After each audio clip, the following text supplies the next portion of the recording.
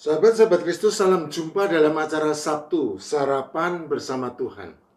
Adapun menu sarapan hari ini diambil dari 1 Korintus pasal 15 ayat 35. Tetapi mungkin ada orang yang bertanya, bagaimanakah orang mati dibangkitkan? Dan dengan tubuh apakah mereka akan datang kembali? Bagi yang tidak percaya adanya kebangkitan, tentu isu tentang kebangkitan tubuh bukan merupakan persoalan.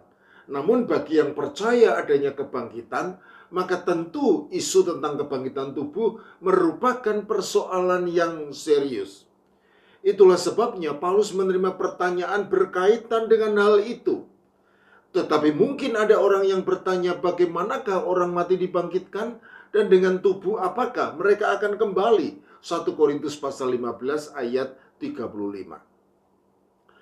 Paulus dengan gamblang menjabarkan persoalan kebangkitan tubuh di dalam suratnya yang pertama kepada jemaat di Korintus. 1 Korintus pasal 15 ayat 35 sampai 58. Segera setelah ia membahas tentang kebangkitan Kristus. 1 Korintus pasal 15 ayat 1 sampai 11 dan juga tentang kebangkitan orang-orang percaya. 1 Korintus pasal 15 ayat 12 sampai 34. Berdasarkan urutan pokok pembahasan tersebut, dapatlah disimpulkan bahwa kebangkitan tubuh menurut Paulus tidak mungkin dilepaskan dari kebangkitan Kristus sebagai yang sulung dari orang-orang yang telah meninggal. 1 Korintus pasal 15 ayat 20. Dan juga tidak dapat dilepaskan dari iman percaya kepada Kristus. 1 Korintus pasal 15 ayat 22 dan 23. Sahabat-sahabat Kristus, nampaknya isu tentang kebangkitan merupakan persoalan yang kerap dipertanyakan. Dan mungkin hal itu karena banyak jemaat di Korintus yang meragukan kebenarannya. Baik yang berkaitan dengan kebangkitan Kristus, kebangkitan orang-orang percaya, maupun kebangkitan tubuh. Mungkin itulah sebabnya pada waktu menjawab pertanyaan tentang kebangkitan tubuh, Paulus nampak begitu emosional sehingga dengan nada yang keras ia menggoreskan penanya sebagai berikut. Hai orang bodoh, apa yang engkau sendiri taburkan tidak akan tumbuh dan hidup kalau ia tidak mati dahulu.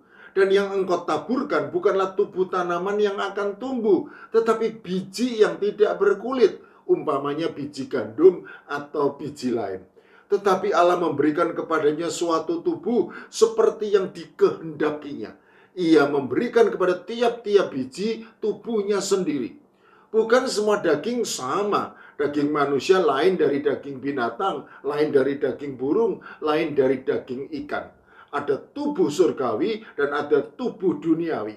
Tetapi kemuliaan tubuh surgawi lain dari kemuliaan tubuh duniawi. Kemuliaan matahari lain dari kemuliaan bulan. Dan kemuliaan bulan lain dari kemuliaan bintang-bintang. Dan kemuliaan bintang yang satu berbeda dengan kemuliaan bintang yang lain. Demikianlah pula halnya dengan kebangkitan orang mati. Ditaburkan dalam kebinasaan, dibangkitkan dalam ketidakbinasaan. Ditaburkan dalam kehinaan, dibangkitkan dalam kemuliaan. Ditaburkan dalam kelemahan, dibangkitkan dalam kekuatan. Yang ditaburkan adalah tubuh alamiah, yang dibangkitkan adalah tubuh rohania. Jika ada tubuh alamiah, maka ada pula tubuh rohania. Seperti ada tertulis. Manusia pertama, Adam, menjadi makhluk yang hidup. Tetapi Adam yang akhir menjadi roh yang menghidupkan. Tetapi yang mula-mula datang bukanlah yang rohania, tetapi yang alamiah. Kemudian barulah datang yang rohania. Manusia pertama berasal dari debu tanah dan bersifat jasmani. Manusia kedua berasal dari surga. Makhluk-makhluk alamiah sama dengan dia yang berasal dari debu tanah. Dan makhluk-makhluk surgawi sama dengan dia yang berasal dari surga. Sama seperti kita telah memakai rupa dari yang alamiah, demikian pula kita akan memakai rupa dari yang surgawi. 1 Korintus pasal 15 ayat 36 sampai 49. Sahabat-sahabat Kristus, pada masa lampau maupun pada masa kini, Sejatinya ada berbagai kepercayaan mengenai kehidupan setelah kematian di kalangan masyarakat umum dan kaum cendekiawan. Ada yang menganggap tubuh sebagai hambatan menuju kepada kehidupan sejati dan kemudian mengharapkan saatnya jiwa hidup bebas dari kungkungan tubuh yang fana. Tetapi mereka menolak segala ide tentang kebangkitan. Di sisi lain ada juga yang meyakini harkat-harkat tubuh dan menganggapnya tetap hidup dan tidak akan binasa. Sehingga mereka mengharapkan kebangkitan tubuh persis sama seperti tubuh yang pernah dimiliki sebelumnya. Ajaran Alkitab tentang kehidupan setelah kematian berbeda dengan yang lain. Dan sangat khas. Tubuh yang berasal dari tanah akan binasa dan kembali menjadi tanah. Sedangkan jiwa atau roh yang merupakan nafas hidup dari Allah akan kembali kepada Sang Pemilik dan tetap hidup kekal.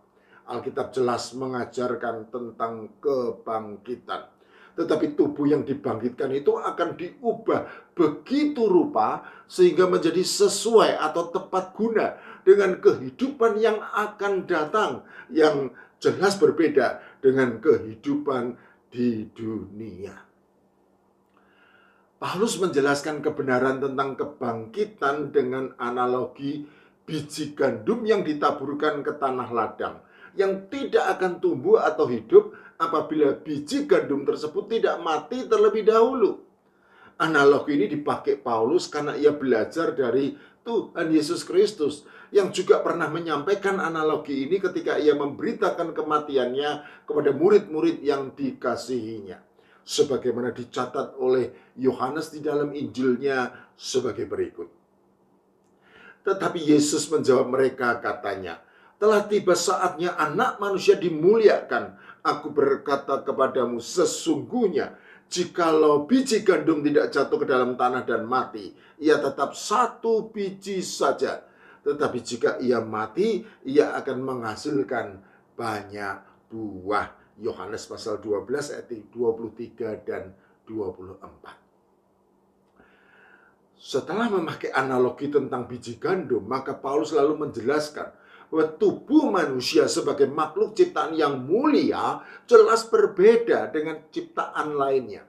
Itulah sebabnya bagi manusia ada kebangkitan tubuh, tidak seperti ciptaan lainnya. Karena pada manusia ada tubuh alamiah dan juga tubuh rohania. Ada tubuh duniawi dan juga ada tubuh surgawi.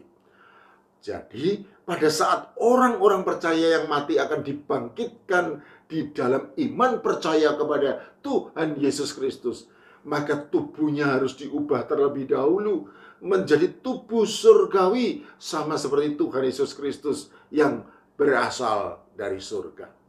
Paulus kemudian menutup penjelasannya dengan kesimpulan sebagai berikut. Saudara-saudara, inilah yang hendak kukatakan kepadamu, yaitu bahwa daging dan darah tidak mendapat bagian dalam kerajaan Allah, dan bahwa yang binasa tidak mendapat bagian dalam apa yang tidak binasa. Sesungguhnya aku menyatakan kepadamu suatu rahasia. Kita tidak akan mati semuanya, tetapi kita semuanya akan diubah dalam sekejap mata pada waktu bunyi nafiri yang terakhir. Sebab nafiri akan berbunyi dan orang-orang mati akan dibangkitkan dalam keadaan yang tidak dapat binasa. Dan kita semua akan diubah. Karena yang dapat binasa ini harus mengenakan yang tidak dapat binasa. Dan yang dapat mati ini harus mengenakan yang tidak dapat mati. 1 Korintus pasal 15 ayat 50 sampai 54. Sahabat-sahabat Kristus, bersyukurlah kepada Allah yang telah memberikan kepada kita kemenangan oleh Yesus Kristus Tuhan kita. Karena dengan kuasa kemenangannya atas kuasa maut dan dosa, maka kita semua bebas dari kebinasaan kekal di neraka dan beroleh hidup yang kekal di surga. Dan pada waktunya nanti kita semua akan dibangkitkan dan menerima tubuh kebangkitan, yaitu suatu tubuh yang tidak dapat binasa, yang sesuai dan tepat guna untuk kehidupan kekal di surga.